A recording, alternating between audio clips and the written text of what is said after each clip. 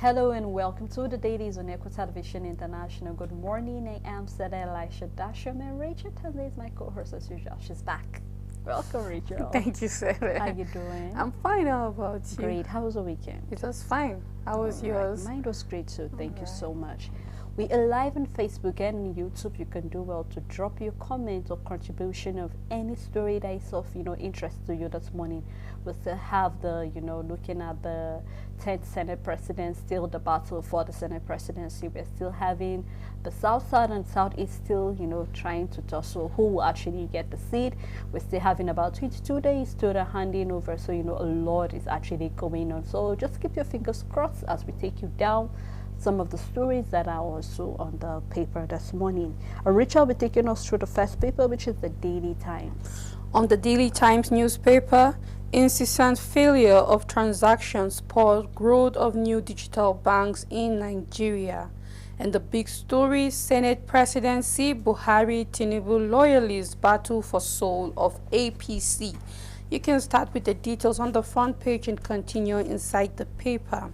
Senate demands refund of 726 million naira contract money from Ogun-Osun River Basin Authority.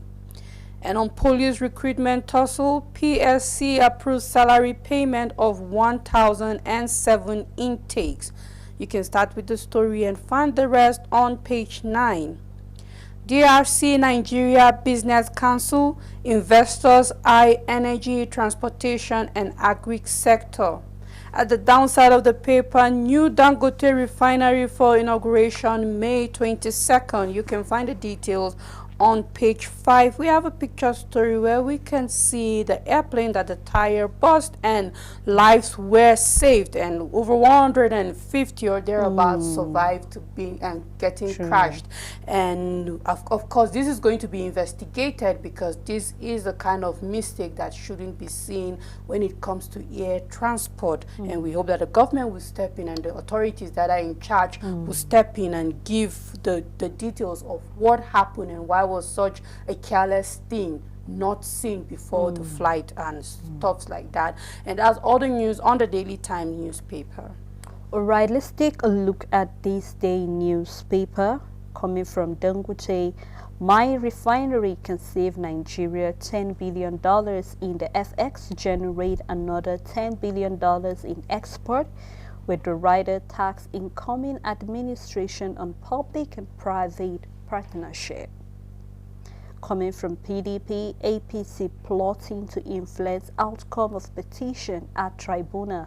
We know that it's no longer news. The petition will be starting today. So we'll keep our fingers crossed and see how everything unfolds.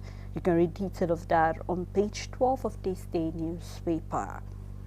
But the road to Wiki, thank you for helping APC sabotage PDP in Rivers State. You want to know what that means? Do well to get the paper. Read more on page 41. Buhari directs NUPRC to take over supervision of all crude oil export terminals. With the rider, functions overlap with the MMDPRA resolved. You can find more on the front page and on page 43. On the 10th National Assembly, APC National Working Committee meets today to rectify consensus and zoning. Leadership tussle worsen as 68 senators elect reject deal. Group 1 Tinubu party not to plot self into crisis. Southeast senators caution president-elect against injustice. ACF disassociates self from ex-Niger Delta minister endorsement. And let me read a little detail of that story. A group under the All Progressive Congress on Sunday called on the president-elect Asiwaju Bola Tinubu and the National Working Committee members to shun entries by ensuring that one geopolitical zone does not produce two presiding officers in either of the two chambers ahead of the 10th Assembly inauguration. The group further warned that it will be in the interest of the party to zone the preceding offices of the Senate President, Deputy Senate President, Speaker, House of Representatives, and Deputy Speaker of the House of Representatives to different geopolitical zones. The warning is coming on the heel of a planned crucial meeting of the APC National Working Committee on Monday to determine which regions and consensus candidates should be considered for Senate presidency, Speaker, and other principal officers. Multiple sources spoke to the sources disclosed that the decision was a fallout of a closed-door meeting between the party leadership and the President-elect Bola Tinubu on Friday. The aspirants vying for the Senate presidency include former Zamfara Governor Abdulaziz Yari, immediate past Minister of Niger Delta Affairs, Senator Godwin Akpabio, Chairman of the Senate Committee on Appropriations, Senator Jibrin Baru, and Senate Chief Whip Orji Ozukalu, who recently lost his wife, have been tipped as favorite. Other strong contenders are the senators-elect representing Imo West Osati, Sani Musa of the Niger East, Patrick Ndubuzi of Imo North, and incumbent Senate President Ahmed Lawan, who has been lobbying through proxy. You can continue to read more detail of that story inside this day newspaper. We have a picture story will be visit showing card, so you can actually see what they want to deliberate and talk about. We also have over 143 passengers escape death as Max Air crash lands in Abuja, with detail found on page 40. That's all in this day newspaper. On leadership, Presidential Tribunal begins hearing today. Kenyan President Ruto sends special envoy to Tinubu. We have trending, did Dati ask Buhari to boycott Tinubu's inauguration? APC yet to construct 3,000 kilometers of super highways. You can continue with the details on page 2. Max Air incident, passengers stranded over closure of Abuja runway. Still on Nasarawa governorship, I have no secret deal with Christians and others. This is coming from Governor Sule. You can find the details on page 6. APC National Assembly consensus. Wase Batara Jaji Soli on warpath with party. The rider following that pulled 287-member alliance for speakership. North Central spoils for war. Bajabia Mila Falake disagree over interest. Obi urges Labour Party caucus to back choice aspirants.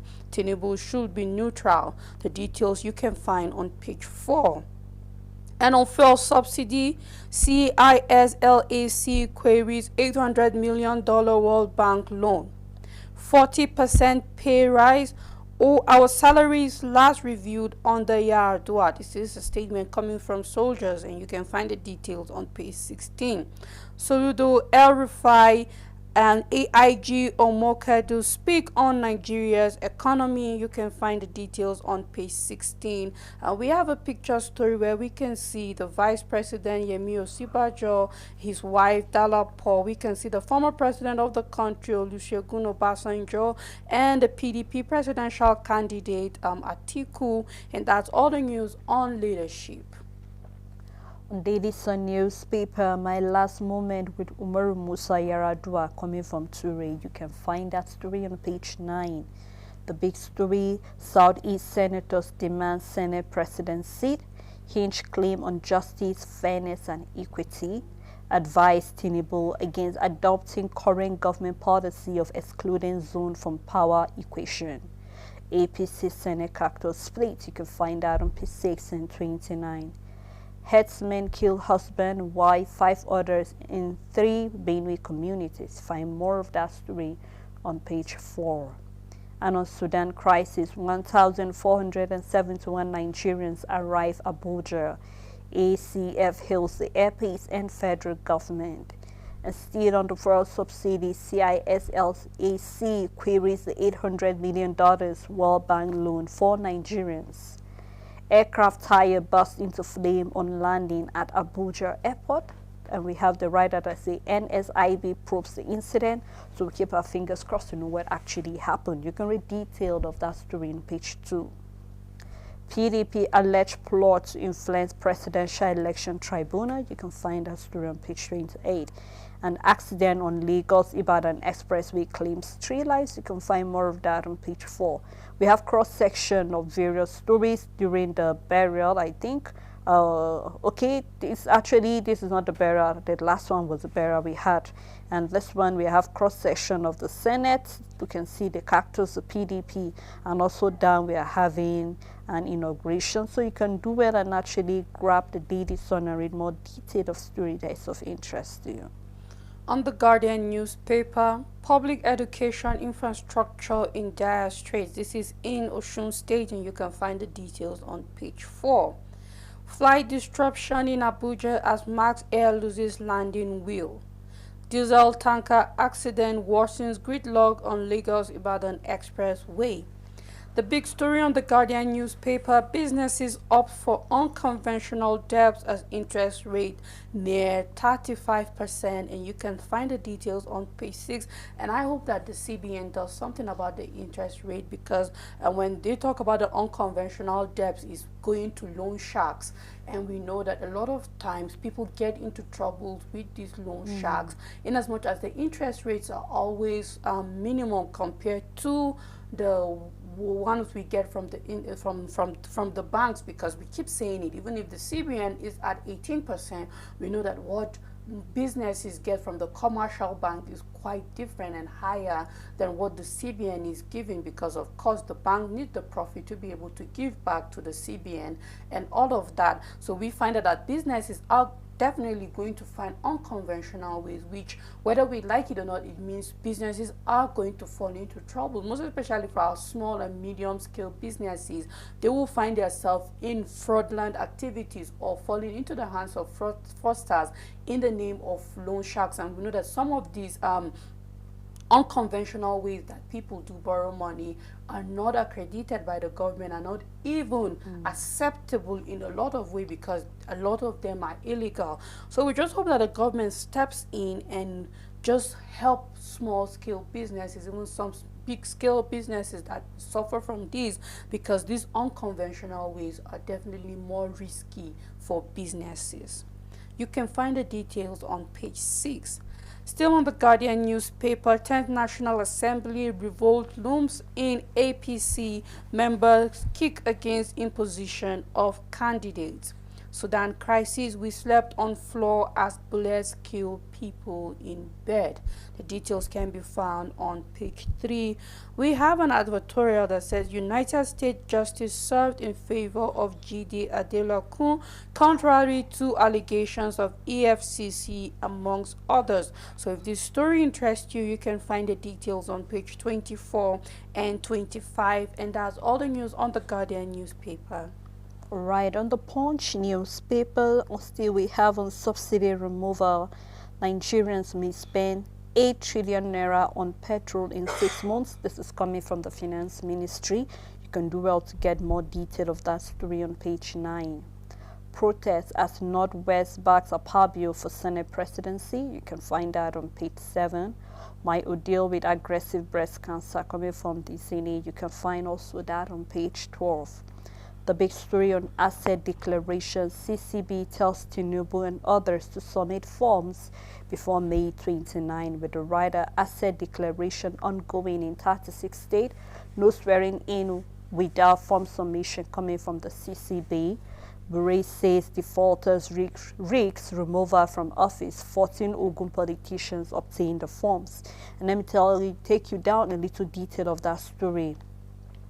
22 days before the presidential inauguration, the Code of Conduct Bureau have said the president-elect Ashwaju Bola Tinubu, the vice president-elect Kashim Shettima, 28 incoming governors must declare their asset before May 29. Other officials, including senators-elect and reps-elect, are expected to declare their asset before June 5th, when they will be sworn in. The CCB spokesperson, Mrs. Veronica Katu, told the Punch in Abuja that asset declaration was an integral part of the swearing-in ceremony, according to the law. She disclosed that several elected officials had started picking their asset declaration forms at the CCB state office nationwide, and that they were expected to submit the field copies to the Bureau before the inauguration day. The ongoing officials, including presidential 28 state governors and their cabinet members, National Assembly and State Assembly members, and local government chairmen will equally obtain the asset declaration forms from the CCB and submit the same in line with the 1999 Constitution. The Punch could not immediately confirm if the President, Major General Muhammadu Buhari, his deputy, Professor Yemi Osinbajo, and other public officers had declared their assets preparatory to leaving office in compliance with the requirement of the law. The Constitution stipulated that all public officers shall declare their assets and liabilities on the assumption of office and at the end of their tenure of office. So you can continue to read details of that story and get more insight on whether or not we have our incoming and outgoing, public officers to declare their assets. And we have federal government at least 888 Nigerians from Egypt plans more evacuation. And on the angle of sport, Osimhen from Lagos Street hawker to Serie A goal king. You want to learn more? You have to read more of that story on page 3. Passengers stranded, flight grounded as federal government shun Abuja runway. You can see picture story showing various stories over there. You can do well, grab the Punch and read more detail of any story that is of interest to you. On Nigerian Tribune, fuel subsidy removal. Nigeria between the devil and the deep blue sea. You can find the details on page 12. As Presidential Election Tribunal begins sitting today, APC apprehensive over weight of evidence. This is a statement coming from the PDP, and we have a writer that says PDP's allegation nothing but reverse psychology and cheap blackmail, and the APC is getting back at the statement coming from the PDP. You can find the details on page 3. Senate presidency Southeast caucus kicks against Akpabio demands seat, wants Tinubu to ensure country continues to thrive on part of equity, unity, and fairness. 150 escaped dead as Max airplane's tire burst during landing at Abuja Airport. After 30 minutes gun duel, NDLEA seizes 8,852 kg illicit drugs in Lagos. One killed as police rescue 58 kidnapped victims in Kogi forest. Villagers apprehensive as Zamfara bandits relocate to Katsina. You can find the details on page 8. Nigeria evacuated 1,471 citizens in 5 days. This is NITCOM giving us update on the evacuation going on in Sudan. 10th Speaker aspirants set for showdown over Abbas. The writer following that, May romance PDP for Deputy Speaker, confusion in APC governor's camp. NWC may ratify consensus deal today. Ex-APC North Central caucus stakeholders warn against marginalization of zone. North Central favored for SGP. You can find the details on page 2. We have a picture story where we can see the returnees from Sudan. And that's all the news on Nigerian Tribune. A new Telegraph newspaper, the first quarter of 2023, 9 banks grew customer deposit by 6.33% to 41.42 trillion naira. You can find detail on the front page and inside the paper. On 2023, Nigeria to lead Africa in 8% global crude oil supply. You can find detail of that story on page 6. We have Senate indicts Ogun Osun River Basic over 726 million naira contract scandal. You can find that on page 6. And we also have on the PSC, we have approved 107 recruit outstanding payments. Find detail on page 4. Workers' agitation for more wages not peculiar to Nigeria, say Ngige. New emerging COVID-19 variant can increase number of infections and death coming from the NCDC. It's important that everyone read detail of that on page 5. The big story, Senate presidency, Yari to form alliance with PDP offers DSP to the Southeast. Meet Atiku behind closed door in Bayelsa. Northwest Senators elect back Yari. Their PDP counterparts reject Akpabio. Alliance unsettled Tinubu Akpabio APC leadership. Southeast Senate caucus urges Tinubu to ensure region gets the presidency. You can find detail on page 3 and 4. Coming from Benue, herdsmen kill Catholic cactus, wife and 3 others. A sad one. You can find more on page 4. And on Sudan crisis, 836 Nigerian evacuees arrive in Abuja. Coming from Imo, police accused traitor detained since April 15 of killing policemen on April 21st. Federal Mortgage Bank raises housing loan from 15 million to 50 million naira. You do well to find detail on page 25. And on the reps leadership was a Ridge Jajay Soil Meet forge alliance against Abbas, opens talk on common aspirant for speaker. You can find that on page 2. Max Air incident disrupt flight at Abuja Airport. Aviation lost over 25 billion naira to industrial action in 5 years, coming from expert. House strike hinders sector's growth. You can find that on page 2 and 3. Downside, we have a study that says highly processed food could increase brain risks. You have to read more of that on page 6. But before we move further, Rachel, the rider following this Max Air incident disrupt flight at Abuja Airport. We have the downside that say house strike hinders sector's growth. And then there was a paper where we saw the nature of building in Ogun State for schools infrastructure. Yes. Just last week Friday, we were looking at about 70% of private school teachers being unqualified. And I said, I don't know what steps this incoming administration, because right now we have little or nothing to tell the outgoing administration. Today is already the 8th of May. Yes. So they barely have some few days to actually vacate the office. Right now, as it is right now, they are dusting, packing their properties. Yeah. For those who have not swept their houses where they were before actually doing that. But that's just on a lighter note. What I'm trying to say here is the fact that I'm looking at what is this incoming administration hoping to do for these various sectors. On the paper this morning, we've seen the accident on Lagos-Ibadan Expressway. This has been something that has been reoccurring on this same Lagos-Ibadan Expressway. We're also aware of the fact that the roads are not yet completed. We're still having about 70% of private school teachers, even though it was not categorized as being in Nigeria. It was located to somewhere around the southwest. That is where. But then I said, let's not just put our focus there. We're having unqualified teachers, not just there, but in Nigeria. We're having, especially when you look at our private schools, some of them we don't know how they were being licensed, who licensed our school. You see a 2-bedroom flat, that is where a school is running, and you wonder when did they commission, when was this building being commissioned, where was the approval, where are their papers? We have bullying taking places, especially in most of those private schools that has not really been approved or been licensed. Well, we are having the fact that the aviation sector is actually suffering. We saw, I think, some months back where we saw there was a strike coming from the union. And we are still hearing from our Minister of Employment and Labor, outgoing minister, telling us the fact that workers' agitation of wages is not peculiar to Nigeria. Of course, we saw that even the nurses in UK were demonstrating for pay. Workers were being laid off in various parts of the country. But then inwardly, what are we planning to do?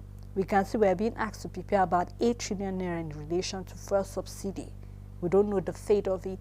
And you remember I said right now I'm beginning to say what the governor of Edo State was saying when he said that the way out right now is either going to be we look for a way about the fuel subsidy or we print more money. And that will tell about devaluing our naira, Rachel, to a large extent. We're still fighting with inflation. It would have been better if it was just stay as it is. But you and I know that it's actually going down. We're already in the 5th month, and a lot is happening. So I'm bringing all of this to the attention of the incoming administration to know that there is a lot of work to be done. Let's not just focus our attention on one sector while another is suffering. What is the allocation being given to education? Let us know. How about sector, aviation sector? How about our roads and transport? How about agriculture? We need to look at what is the money-making industries right now, the sector that is bringing money.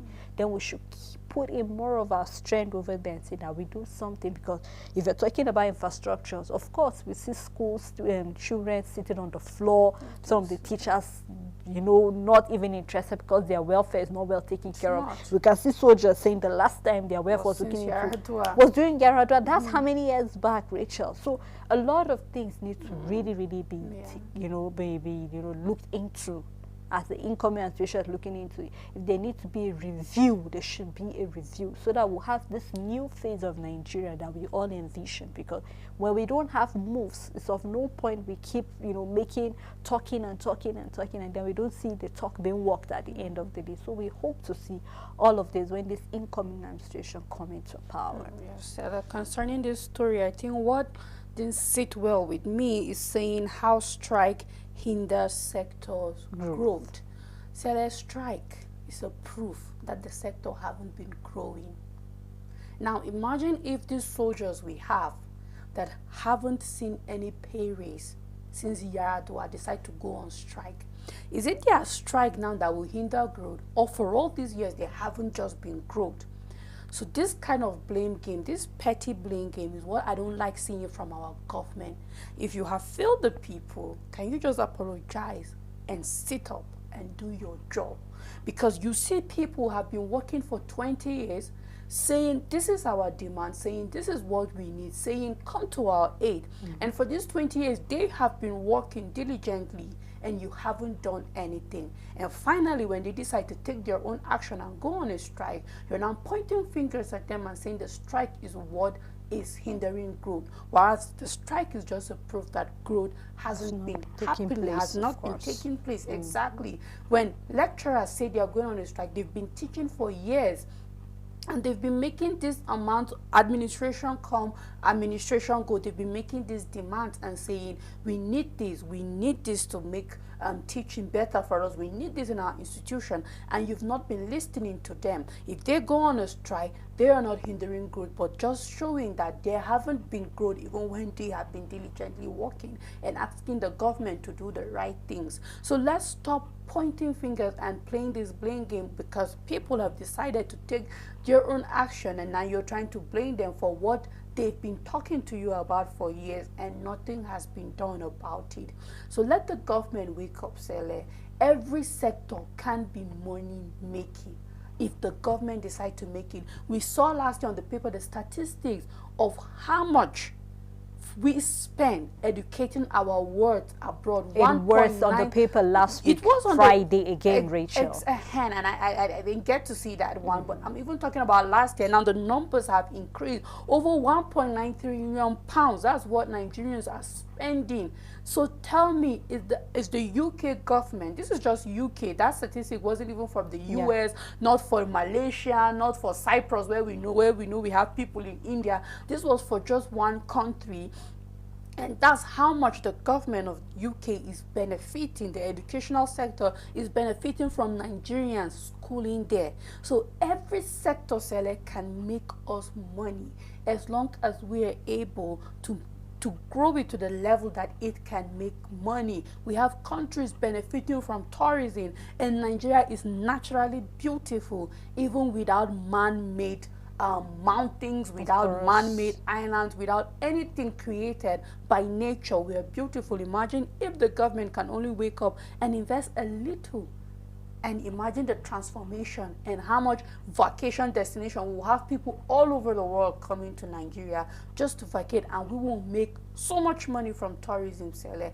It all boils down to if our government are ready to do the work, and we're looking forward to an administration that will really put in the work, and the administration after it believing in continuity and continuing the work, because that's the only way we can grow, Sele, and reach a level where we will not be pointing fingers or blaming anybody, but saying that we are doing our best and Nigerians can see it also. Okay, of course, on this note, Rachel, I would like us to take a break on this question that are we ready to actually move Nigeria to the next place? Well, let's take a break, and when we come back, we'd love to hear your response about if we are ready as a country to move forward. Please do not go anywhere. I'll be right back after the break.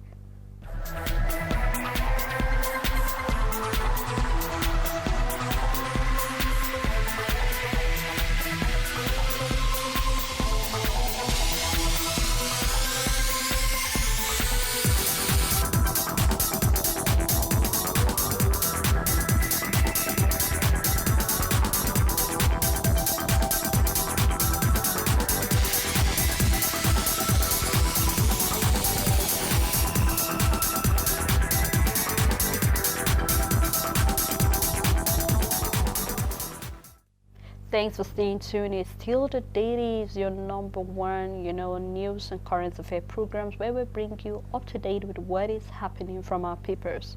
Before we went on the break, we were looking at the tussle still on the 10th House of Assembly and also even on the House of Reps. We're still seeing issues coming up left, right, and center. The North, talking about the North, also the Northeast, knowing if we're actually battling for the same thing, and a lot is going on. We've also seen what it will cost Nigerians, especially regarding the first subsidy. A lot of things are happening in our papers, so we'll love to hear from you. Before we honor the break, I left you with a question: are we ready to move Nigeria to the next level? At this moment, our phone numbers are displayed on your screen. I'd love to hear from you. What are your thoughts on, some of the stories that have been on the paper? What do you feel, and how can we move forward? Please do remember to turn down the volume of your TV set when you call us, or you move away so we can actually hear you clearly, as we are eager and itching to hear what your thoughts are concerning this. And also our viewers at home, other viewers, will love to hear from you. I still have Rachel with me on. Thank you, Rachel. You're welcome, Sarah. All right, let's move further with the paper review.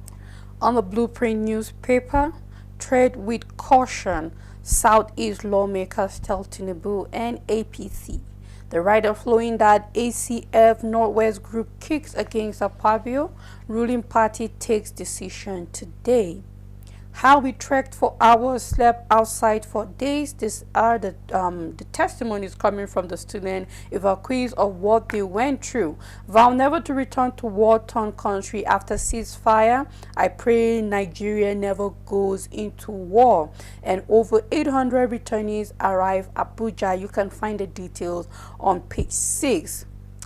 Indus trilogy in honor of Buratai for launch in Abuja Saturday. Panic as plane crash lands at Abuja airport, and that's all the news on Blueprint newspaper. All right, let's take a look at the Abuja Inquirer newspaper. And the first story I will be taking: NAMI FRS chairman wins ICANN Merit Award. You can find the story on the front page and on page 3. We have Abuja to beef security around public schools. You want to know why they want to do that? Find detail of that story on page 5. FCTA demolishes 10,000 illegal structures in 8 years, with detail on page 6. Scientists slow aging by engineering longevity in cells. You can find that on page 14. Motorists accuse AMAC task force of harassment and multiple levies. The big story for Abuja Inquirer: in major swoop, FCT police rescue 58 kidnapped victims. One victim killed in shutdown. And then we have Manuwal gunned down gang leader. Operations covered Kogi and Nasarawa state. Panic as plane crash land at Abuja airport, flights being delayed. We have a picture story here. You can do well to grab the Abuja Inquirer and read more detail of the story that is of interest to you. On Nigerian News Direct, over 1,000 passengers stranded at Abuja airport over Max Air accident. Fidelity Bank targets 5 acquisitions in Africa after UK purchase. Zoning suffers as tough political gimmicks plunge parties in confusion. This is still on the 10th National Assembly leadership. And the big story on Nigerian News Direct: Tinubu Buhari loyalists in last-minute battle. Emulates Sir Amadu Bello's leadership qualities, Buhari tags politicians. Man kills wife for allegedly planning to leave him. Ogun federal government signed memorandum of understanding. This is on the 2024 NSF. We have a picture story where we can see Executive Chairman, Federal Inland Revenue Service, and others recently, and that's all the news on the Nigerian News Direct. On first news, Akpabio Senate presidency matters arising by Afebol. You can find more of that story inside the paper. And the 10th House of Assembly, being neutral, APC group tells Tinubu. We have the Zini file suit seeking to vacate bench warrants against her. Nigeria, Benin Republic, Niger, Togo power consumers own discuss 1.4 trillion naira. You can do well to read detail inside the paper. Peter Obi visits Soyinka to erase needless misconception. You can find detail of that story inside the big story. On presidential poll, legal fireworks begin as Tinubu, Atiku, Obi lawyers clash at tribunal.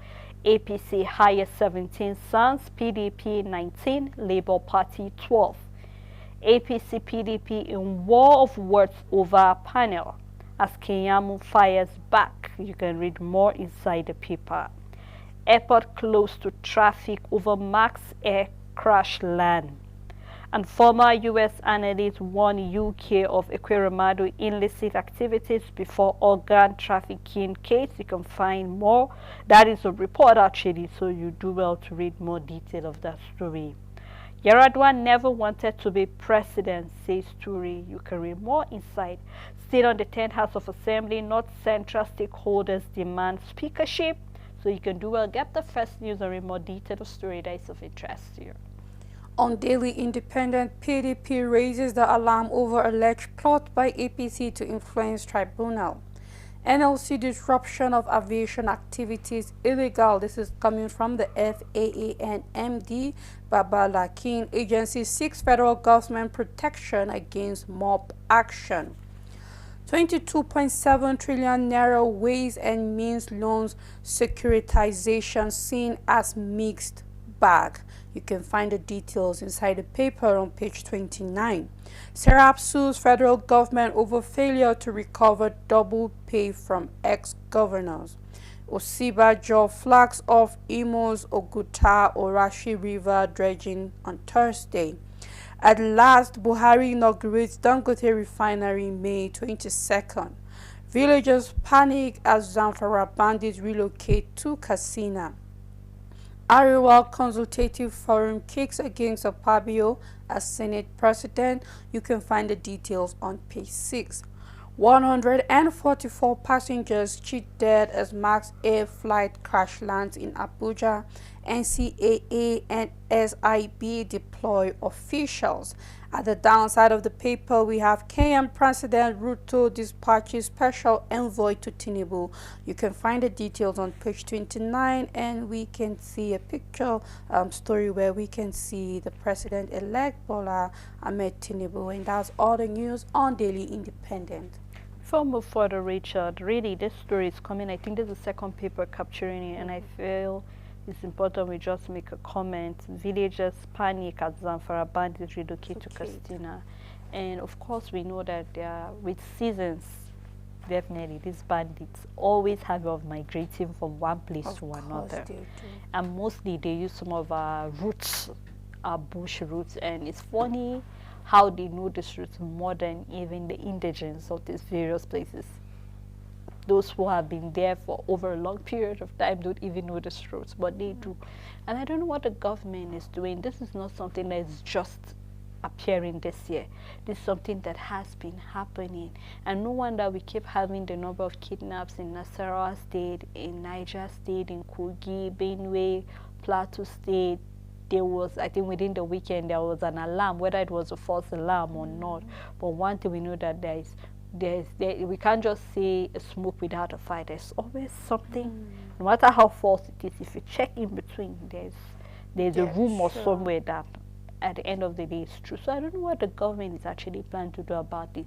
Let's not just fold our arms. Let's not just fold our arms and say that it's a false alarm.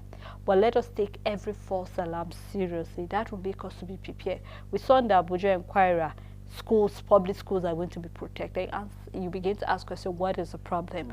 So for every little warning we have, I just hope we'll see these proactive measures coming from our security agency, coming from the government to give directive with immediately. Let's not wait until things have gotten out of hand and they'll begin to give directive to our security agents, because they can't just go there without being sent to go there. So I hope that the government will take this seriously, because one thing is for sure, the fact that you're safe doesn't mean that everywhere is safe for somebody. And we keep making reference to the fact that let's make Nigeria a better place. Let's keep making Nigeria safe for everybody at the end of the day. Because if you feel that you are up there, it's not getting it. It's a matter of time. When it gets too hot here, it gets up there eventually. So let's not feel because I'm not from this part and so it doesn't affect me. It affects everybody eventually. So I hope that we'll do something, because this panic is really not funny. We've had various kidnapping done in Yobe, in Katsina, in Zamfara, in Borno. Right now, there's no even state in Nigeria that you can mention without having a little, panic coming from people living there. So I hope that the government will truly take this seriously. So every attack you see in Nigeria and everything going on, starting from the Boko Haram and were all premeditated.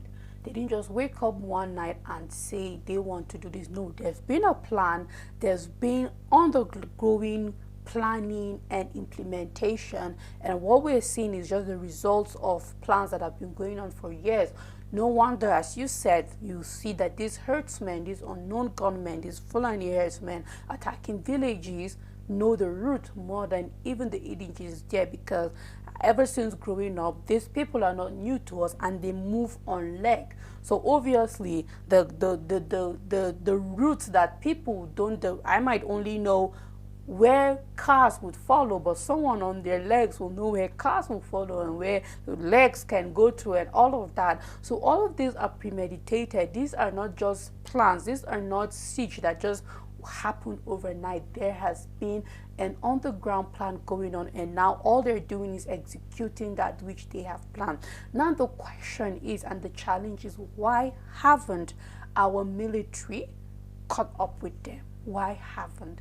Why are they still backward? And it seems that these people are behind. Why are we spending so much money on fighter jets and people on machine and legs? No place is more than us when you have an advantage of resources and over them. So this is where the question is every day. It's not even in the fact that they know better, but why are our military yet to catch up with these people? Why are they still backward?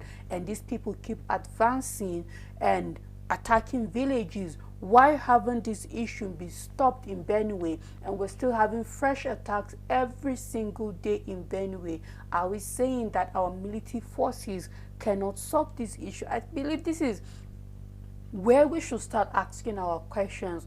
Why is this taking long for the military, for the government to do something about this? I keep saying, if we, a common man, can have insights and understanding and ideas of what could be done. We have a caller on the line. All right, yeah, we do. Good morning. Good morning. Hello? We can hear you, sir. Please go on. Hello?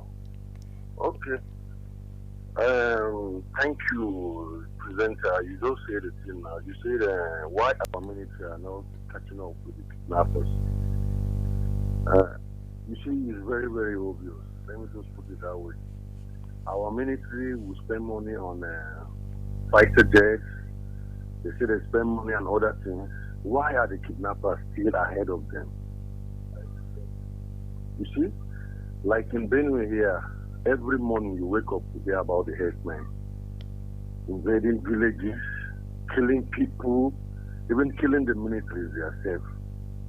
It's too bad though, if the security of the country cannot bring the herdsmen or the kidnappers down.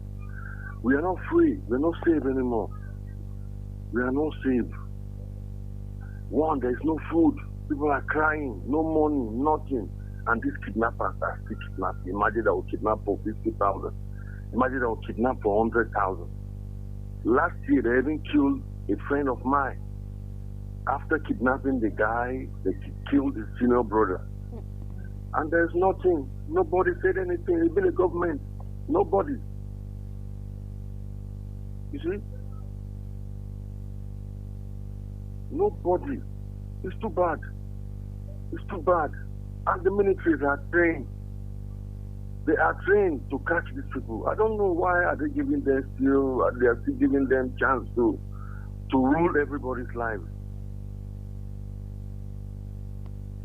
Thank you so much for that. It's a question we're all asking. We're all asking. Yeah. We all need to respond, and I think this question we will direct it to the relevant authorities, which is the government, and also the military. What is the problem? I refuse to accept the fact that these people are more intelligent than we are. I refuse to accept it. Just like I said, if you are not sent, you will not go. So I hope that we see proactive measures, because today is not the first time we're raising concern. Today is not the first time Nigerians are raising concern. We are all concerned about this. I think this was part of the reason why the outgoing administration was elected into power in the first place in 2015, because of the promises coming. So let's not think they are not above us. If we can get to the root cause of it, who are the sponsors? Let's reveal it. We can see this administration is going, and we are yet to have the names that were handed over to this administration. And this is another question we need. What happened to the names that were given to us? So this is a question we're asking the relevant authority. We're not going to overflog this, but we just hope that the right authority will actually do the right thing. Let me quickly round up the show with the National Economy newspaper. And we have currency buying, selling, inflation 2022-2021, and commodity prices. The big story here on fuel subsidy is a question: to go or not to go? License more petroleum refineries to reduce burden, experts tell incoming government. So this is a question: license more monodary refineries to reduce burden. And we can see the picture caption here coming from saying, stop importation of petrol, revive the refineries, save the masses from poverty and hunger. And we also have another story that says, should child labor be part of micro and small businesses? It's a question too. You can find more answers to that on page 8. What happens to customers' phone after demise? It's another question that needs the right answer, which you can find on page 15. And the last story says, as Nigeria signs new medium-term agri-development, as they do that, what is going to happen? So you can read more of that too on page 22. And that's all the national economy, and also how far we can go on the program this morning. Thanks so much, Rachel, for doing this with me. And also thank you to our caller from Benue. Thank you to our viewers, our supporters, our producer. Thank you to the general manager, the Eco executive, and everyone that made this program a success. Until we come here again, do remember to be peaceful and have a blessed day ahead.